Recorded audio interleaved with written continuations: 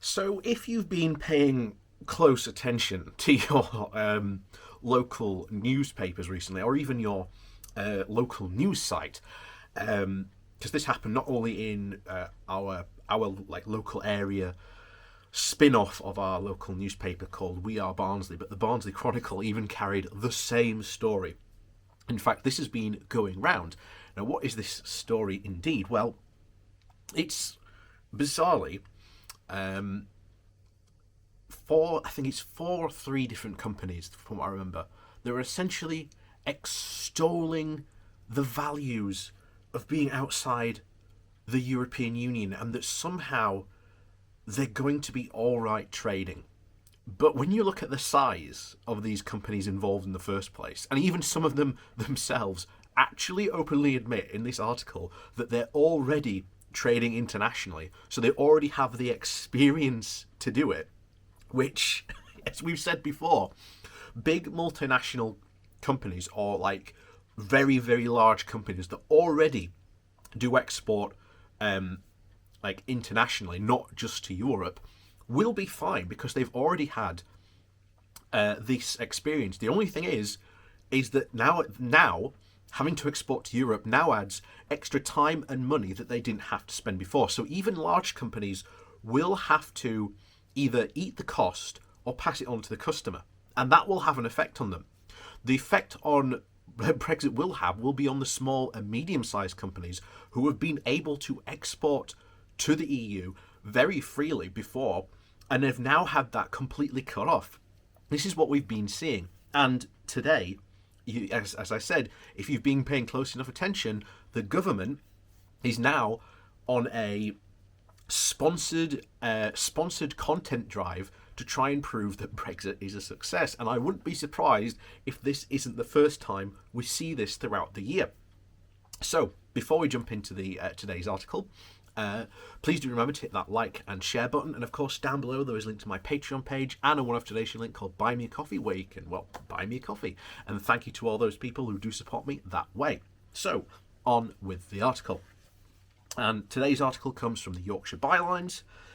Oh, hang on. There we go. And the title is The Government Tries to Sell Brexit in Sponsored Advertising Campaign. So, the government appears increasingly desperate to convince the public that Brexit is a success. Against all the evidence to the contrary, it has taken out sponsored adverts that look like news stories extolling the virtues of leaving the EU and drowning in a sea of bureaucracy.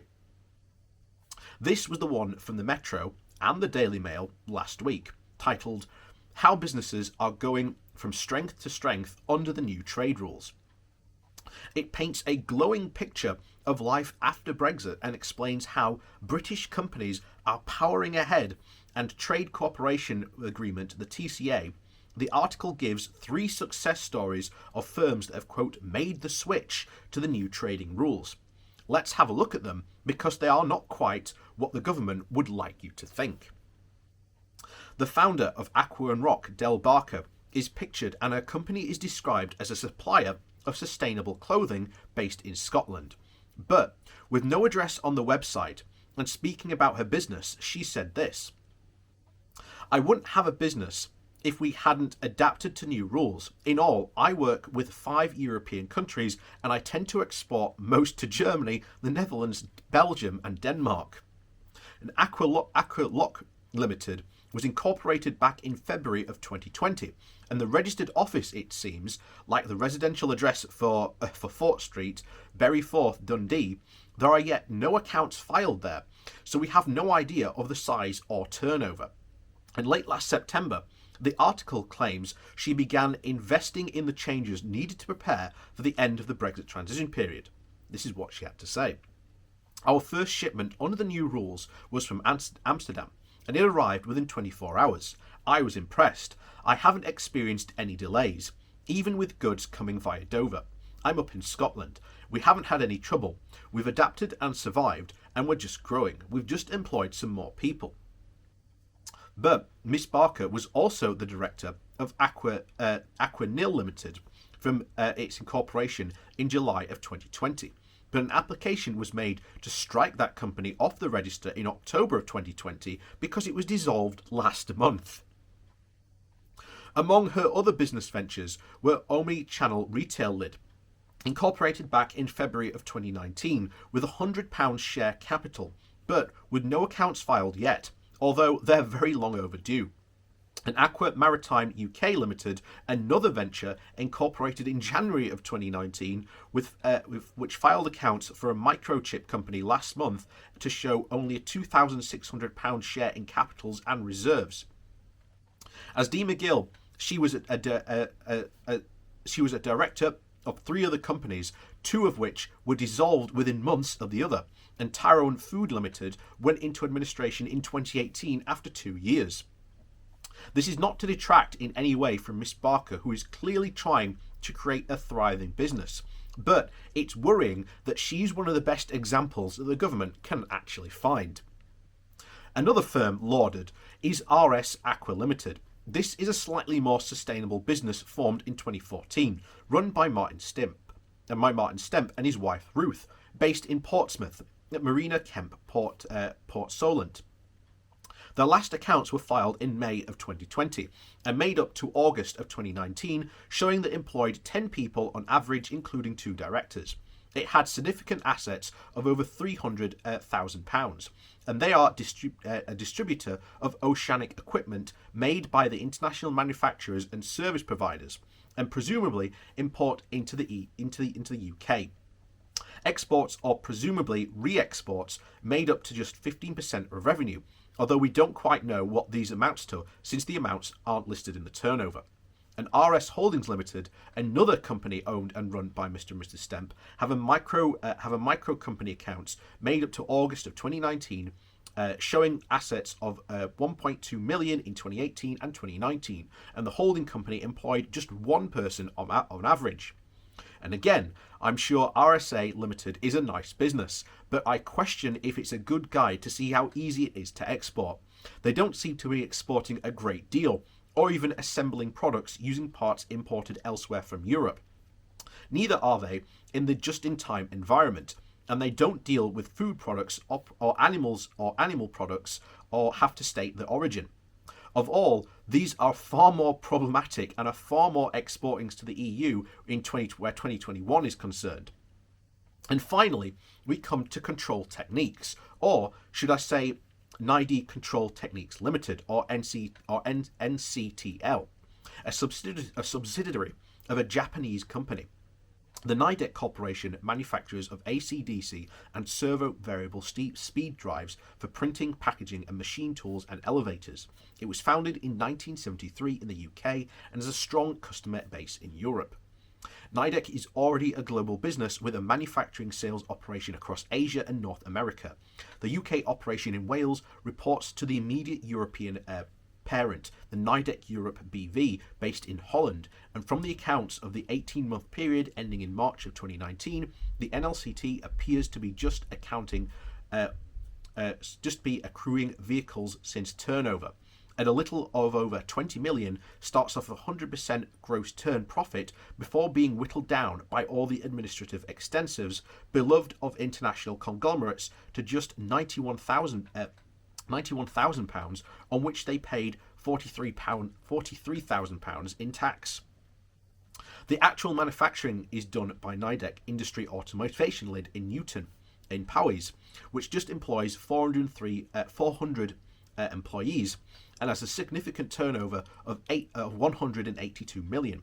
Again, over an 18-month period ending in March of 2019, it made a profit of over £8,500,000, but fortunately managed to scrape enough together to pay the dividend of 85 million. The President, Anthony Pickering, says, "We export to 77 countries, so we're well prepared. We made sure our suppliers were ready and had contingency plans in place. For example, if the port of Dover became blocked, then they had to provide their suppliers with also a plan of reaching all the way back down the supply chain." He claims his business hasn't missed a beat, but even as he says there have been some delays thanks to logistics, I think we can all figure it out. I think we will figure itself out. So we have a Japanese company described as British, with a parent company in Holland that I suppose can easily handle the new VAT rules in Europe. And the best they can offer as a Brexit unique selling point is not that much has changed beyond a few delays in logistics.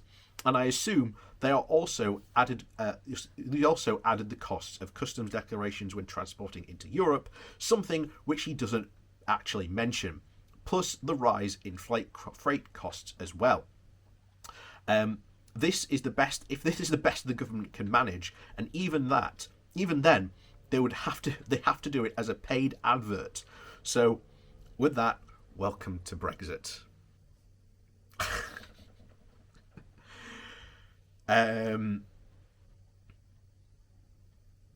Yeah, unbelievable. Really unbelievable. Once again, that's generally bizarre, that we have to have the government provide three companies which aren't, on the surface, aren't overly that, don't seem that profitable or seem to be going that well, even though, again, as I said the first two, I'm sure these people are on the up and up. They're not doing anything dodgy, but at least they're trying. But again, they're not two examples that I would clearly cite as being the perfect examples of a successful post-Brexit company. And then the third company they chose is actually a Japanese company with its base in Holland. I have said it before and I will say it again. This year, the government are going to try everything they possibly can to try and prove Brexit some sort of success. And this is just one. And I can almost guarantee we will be seeing more of these paid for news sheets. Like I say, this ended up in the Metro and the Daily Mail. The Metro I can sort of understand, but the Daily Mail, obviously the government's going to put it there. But like I say, this even ended up in my own local newspaper, of all things. So, like I say, as always, the evidence is there that Brexit is just not going well, and there are multiple companies shouting out saying, this is having huge problems and impact on our business, on our sector, on our industry. And when April comes, and even when July comes, and there's these more rules in place, I wonder how much we're going to be seeing then. So, as always, thank you for watching. Please do remember to hit that like and share button on your way out. And of course, down below there is a link to my Patreon page and a one-off donation link. And as always, thank you very much for watching, and we'll see you all next time.